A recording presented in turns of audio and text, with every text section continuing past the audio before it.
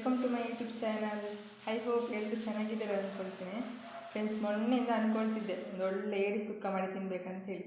ಅದಕ್ಕೆ ಹಸ್ಬೆಂಡ್ನ ಕರ್ಕೊಂಡೋಗಿ ನೋಡಿ 1 kg ಏಡಿ ತೊಗೊಂಬಂದಿದ್ದೀನಿ. ಒಳ್ಳೆ ಚೆಂದ ಮಾಡಿ ಏಡಿ ಸುಕ್ಕ ಮಾಡಿ ತಿನ್ನೋಣ ಅಂತೇಳಿ ಬಿಸಿ ಬಿಸಿಯಾಗಿ ಏಡಿ ಸುಕ್ಕ ಮಾಡಿ ಊಟ ಮಾಡ್ತಿದ್ದೆ. ಎಷ್ಟು ಚೆನ್ನಾಗಿರುತ್ತಲ್ಲ. ನಿಮಗೆ ತೋರಿಸ್ತೀನಿ ನೋಡಿ ಇವತ್ತು ಏಡಿ ಸುಕ್ಕ ಹೇಗೆ ಮಾಡೋದು ಅಂತೇಳಿ, ಮ್ಯಾಂಗೋ ಸ್ಟೈಲು. ಬನ್ನಿ ಇದನ್ನು ಚೆನ್ನಾಗಿ ಕ್ಲೀನ್ ಮಾಡ್ಕೊಂಡು ಬರೋಣ, ಓಕೆನಾ? ನೋಡಿ, ಈಗ ಚೆನ್ನಾಗಿ ಇದನ್ನು ಏಡಿನ ತೊಳೆದು ಇಟ್ಕೊಂಡಿದ್ದೀನಿ. ನೋಡಿ, ಈ ಥರ ಸಣ್ಣಕ್ಕೆ ಕಟ್ ಮಾಡಿ ಇಟ್ಕೊಂಡಿದ್ದೀನಿ. ಅಂದರೆ ತುಂಬ ದೊಡ್ಡ ಇತ್ತಲ್ಲ, ಅದಕ್ಕೆ ಸ್ವಲ್ಪ 2 ಪೀಸ್ ಮಾಡಿ ಚೆನ್ನಾಗಿ ತೊಳೆದು ಇಟ್ಕೊಂಡಿದ್ದೀನಿ. ನೋಡಿ, ಈ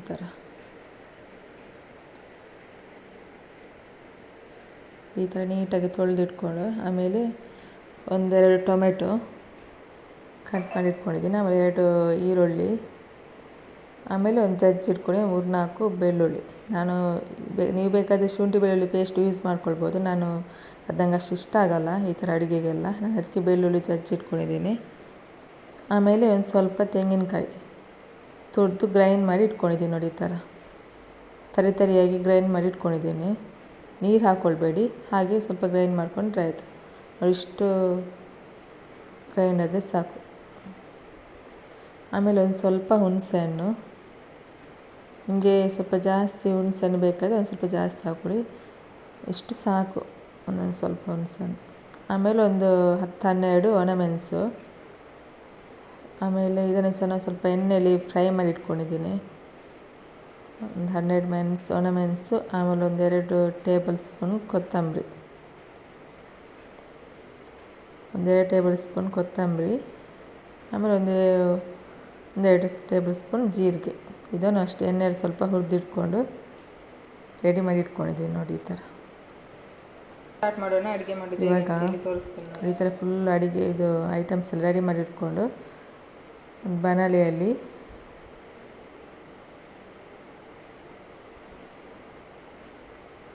ಸ್ವಲ್ಪ ಎಣ್ಣೆ ಹಾಕ್ಕೊಳ್ಳಿ.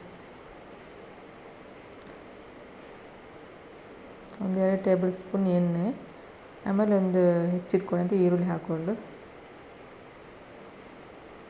ಫ್ರೈ ಮಾಡ್ಕೊಂಡ್ರೆ ಆಯಿತು.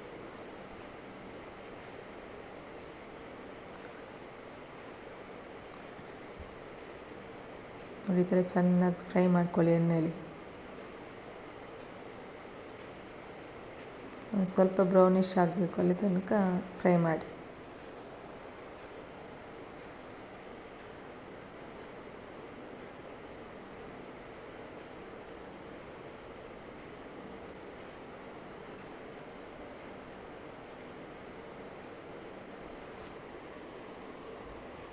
ಆಮೇಲೆ ಜಜ್ಜಿಟ್ಕೊಳ್ಳಿ ಬೆಳ್ಳುಳ್ಳಿ ಹಾಕ್ಕೊಳ್ಳಿ.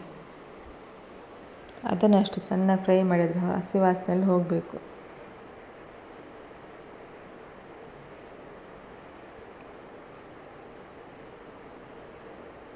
ನೋಡಿ, ಈ ಥರ ಚೆನ್ನಾಗಿ ಫ್ರೈ ಮಾಡಿಕೊಂಡ್ರೆ ಆಯಿತು.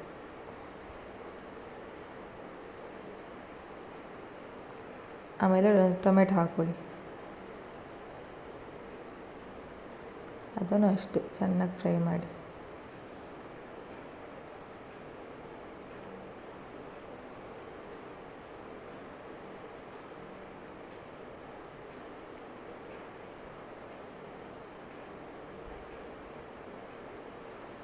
ನಮ್ಮ ಕಡೆ ಮಂಗಳೂರು ಸೈಡಲ್ಲಿ ಏಡಿಗೆ ದೆಂಜಿ ಅಂತ ಹೇಳ್ತಾರೆ.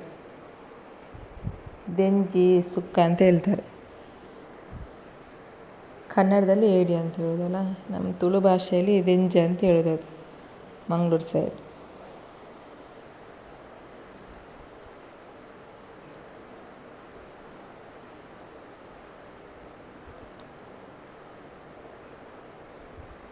ನೋಡಿ, ಇಷ್ಟು ಫ್ರೈ ಮಾಡಿಕೊಂಡ್ರೆ ಸಾಕು.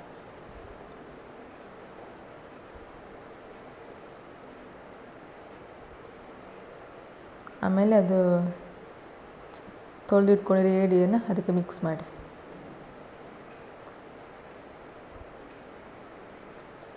ಏಡಿ ಮತ್ತು ತುಂಬ ದೊಡ್ಡದಾಗಿ ಫ್ರೆಶ್ ಆಗಿ ಸಿಕ್ಕಿದೆ ನಮಗೆ.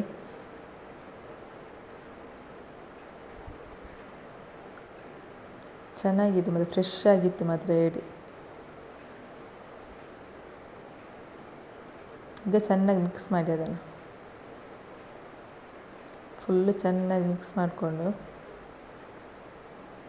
ನೋಡಿ, ಈ ಥರ ಮಿಕ್ಸ್ ಮಾಡಿಕೊಂಡ್ರೆ ಆಯ್ತು.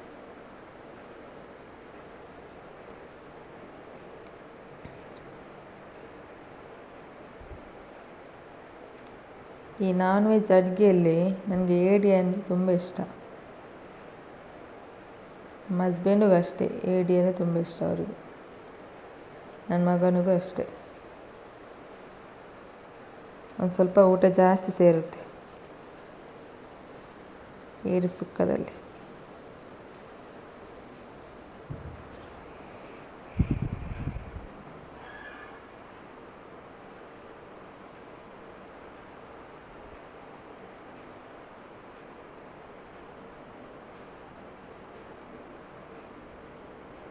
ಆಮೇಲೆ ರುಚಿಗೆ ಎಷ್ಟು ಬೇಕಷ್ಟು ಉಪ್ಪು ಹಾಕ್ಕೊಳ್ಳಿ. 1-2 ಟೇಬಲ್ ಸ್ಪೂನ್ ಸಾಕು.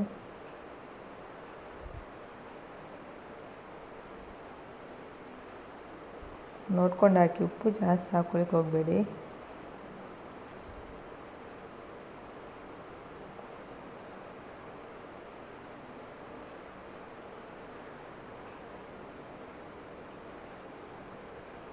ಆಮೇಲೆ 1-2 ಟೇಬಲ್ ಸ್ಪೂನು ಅರಿಶಿನ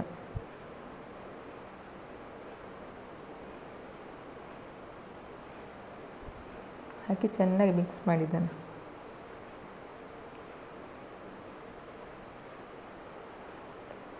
ಉಪ್ಪೆಲ್ಲ ಚೆನ್ನಾಗಿ ಅದಕ್ಕೆ ಮಿಕ್ಸ್ ಆಗಬೇಕು. ಈ ಏಡಿ ಮಾಡೋದ್ರಲ್ಲಿ ಈ ಥರ ಮಿಕ್ಸ್ ಮಾಡೋದೇ ಒಂದು ಸ್ವಲ್ಪ ಕಷ್ಟ. ಅದು ಬಿಟ್ಟರೆ ಮತ್ತು ಈಸಿಯಲ್ಲೇ ಆಗುತ್ತೆ. ಈ ಥರ ಕರೆಕ್ಟಾಗಿ ಮಿಕ್ಸ್ ಮಾಡ್ಕೊಳ್ಬೇಕು. ಅದು ಉಪ್ಪೆಲ್ಲ ಸ್ವಲ್ಪ ಅಲ್ಲಲ್ಲೇ ಅದು ಉಳ್ಕೊಳ್ತದೆ, ಕರೆಕ್ಟಾಗಿ ಅದಕ್ಕೆ ಮಿಕ್ಸ್ ಆಗಲ್ಲ. ಈ ಥರ ಚೆನ್ನಾಗಿ ಮಿಕ್ಸ್ ಮಾಡಿಕೊಂಡ್ರೆ ಫುಲ್ ಎಲ್ಲ ಉಪ್ಪೆಲ್ಲ ಕರೆಕ್ಟಾಗಿ ಅದಕ್ಕೆ ಇಟ್ಕೊಳ್ಳುತ್ತೆ. ಇಲ್ಲಾಂದರೆ ಒಂದಕ್ಕೆ ಉಪ್ಪು ಇಟ್ಕೊಂಡ್ರೆ ಇನ್ನೊಂದಕ್ಕೆ ಉಪ್ಪು ಇಟ್ಕೊಳ್ಳೋದಿಲ್ಲ. ಈ ಥರ ಫುಲ್ಲು ಚೆನ್ನಾಗಿ ಮಿಕ್ಸ್ ಮಾಡಿಕೊಂಡ್ರೆ ಕರೆಕ್ಟಾಗಿ ಉಪ್ಪು ಎಲ್ಲದಕ್ಕೂ ಹೀರ್ಕೊಳ್ಳುತ್ತೆ.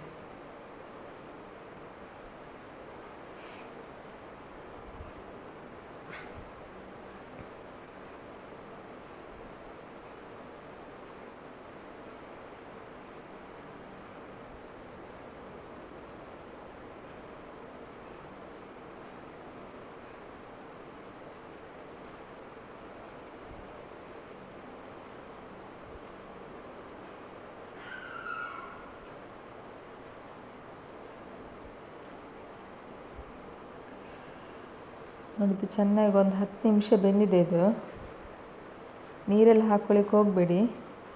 ಇದಕ್ಕೆ ಇದು ಪುಡಿ ಮಾಡಿ ಇಟ್ಕೊಂಡಿದ್ದೀನಲ್ಲ ನೋಡಿ, ಇದನ್ನು ಇವಾಗ ಹಾಕ್ಕೊಂಡು ಮಿಕ್ಸ್ ಮಾಡಿಕೊಂಡು, ಅದಕ್ಕಿಂತ ಮುಂಚೆ ನೀರೆಲ್ಲ ಹಾಕ್ಕೊಳ್ಳಿಕ್ಕೆ ಹೋಗಬೇಡಿ. ಅದಷ್ಟರಲ್ಲಿ ಒಂದು 10 ನಿಮಿಷ ಬೆಂದರೆ ಸಾಕು. ಆಮೇಲೆ ಇದನ್ನು ಪುಡಿ ಮಾಡಿ ಹಾಕ್ಕೊಂಡು ಅದಕ್ಕೆ ಒಂದು ಸ್ವಲ್ಪ ನೀರು ಹಾಕ್ಕೊಳ್ಳಿ.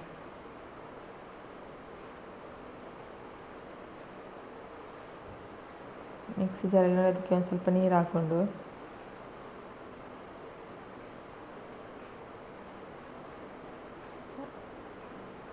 ಮತ್ತು ಅದು ಹುಳಿ ಇಟ್ಕೊಂಡಿದ್ದೆ ಅದಕ್ಕೆ ಒಂದು ಸ್ವಲ್ಪ ನೀರು ಹಾಕಿ ಹಿಂಡಿಬಿಟ್ಟು ಹುಳಿ ರಸನ ಅದಕ್ಕೆ ಹಾಕ್ಕೊಂಡ್ರೆ ಆಯಿತು.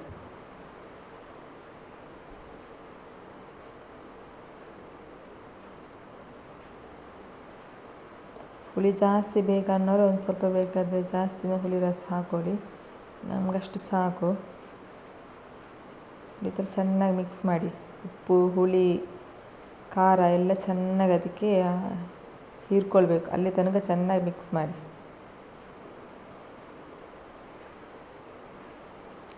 ಆಮೇಲೆ ಅದು ತೆಂಗಿನಕಾಯಿ ಗ್ರೈಂಡ್ ಮಾಡಿ ಇಟ್ಕೊಂಡಿದ್ದೀನಲ್ಲ, ಅದನ್ನು ಅದಕ್ಕೆ ಹಾಕಿ ಮಿಕ್ಸ್ ಮಾಡಿ.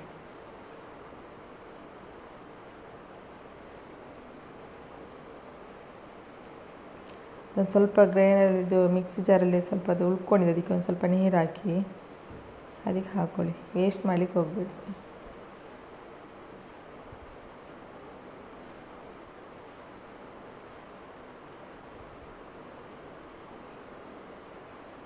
ಈ ಥರ ಎಲ್ಲ ಅದರಲ್ಲಿದ್ದದ್ದೆಲ್ಲ ತೆಂಗಿನಕಾಯಿ ಎಲ್ಲ ನೀರು ಹಾಕಿ ಅದಕ್ಕೆ ಹಾಕ್ಕೊಂಡು ಅದೆಲ್ಲ ಚೆನ್ನಾಗಿ ಮಿಕ್ಸ್ ಮಾಡ್ಕೊಂಡ್ರೆ ಆಯಿತು.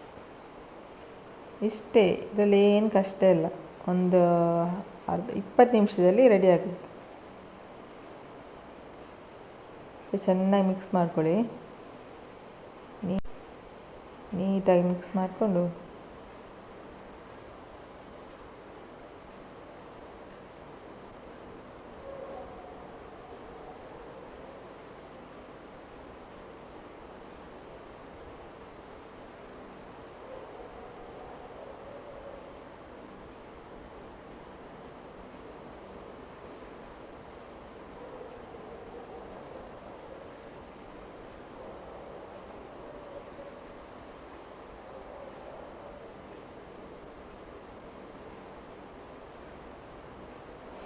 ನೀರು ಸ್ವಲ್ಪ ಕಮ್ಮಿ ಆದಂಗಿದೆ, ಅದಕ್ಕೊಂದು ಗ್ಲಾಸ್ ನೀರು ಹಾಕ್ಕೊಂಡು ಒಂದು 5 ನಿಮಿಷ ಬೇಯಲಿ ಇದು ಚೆನ್ನಾಗಿ. ಆವಾಗ ಪುಡಿ ಖಾರ ಎಲ್ಲ ಚೆನ್ನಾಗಿ ಅದಕ್ಕೆ ಹೀರ್ಕೊಳ್ಳುತ್ತೆ. ಒಂದು 5 ನಿಮಿಷ ಬೇಯ್ಕೊಂಡ್ರೆ ಸಾಕು.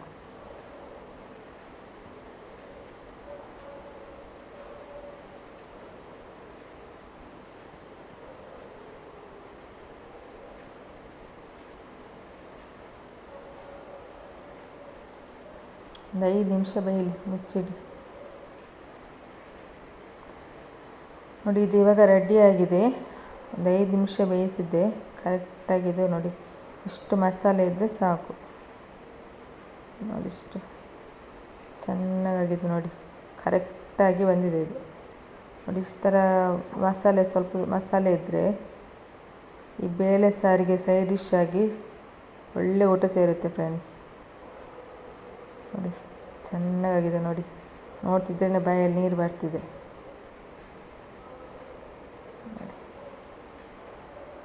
ಫ್ರೆಂಡ್ಸ್, ನಿಮಗೂ ಇದು ಇಷ್ಟ ಆಗಿದ್ದರೆ ಈ ವಿಡಿಯೋನ ಲೈಕ್ ಮಾಡಿ, ಕಮೆಂಟ್ ಮಾಡಿ, ಶೇರ್ ಮಾಡಿ friends. And most important, subscribe ಮಾಡಿ.